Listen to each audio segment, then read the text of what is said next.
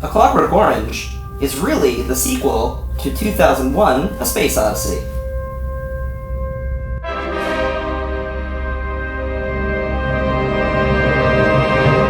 Clockwork Orange was Stanley Kubrick's next film after 2001: A Space Odyssey, and there are plenty of fun facts that gives credibility to the claim that it's more of a sequel than a standalone film. Remember at the end of 2001, when the Star Child descends on Earth, symbolizing the return of humanity from the stars, and the next evolutionary step for mankind?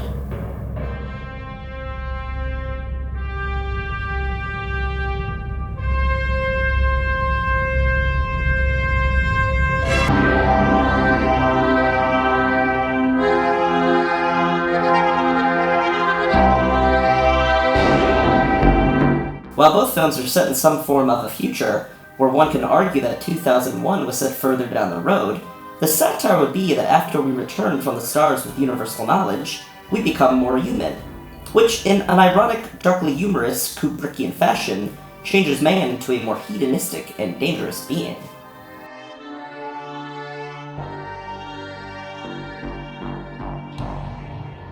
Talk about what it isn't at all.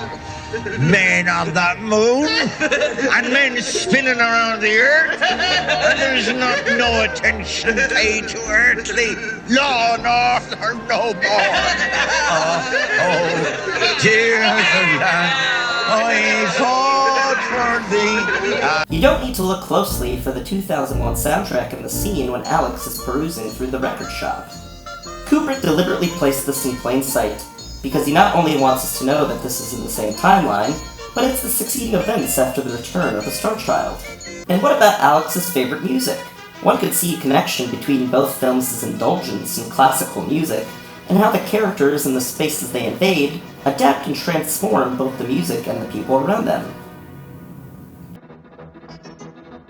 That's William Tell's Overture, and the use of what was once high art has now been seduced into low spaces, making Kubrick's wit top-notch.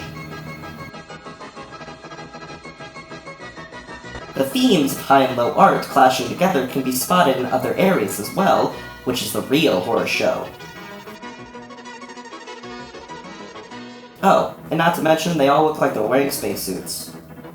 Yes, I'm sure there are plenty more connections to be made, and I hope this video inspires you to go find them. Thanks again for watching my 1-minute review of 2001: A Clockwork Odyssey, and I'd like to thank CURNBLOG once again for featuring us on their blog this month. I'll see you next week for another review. Until then,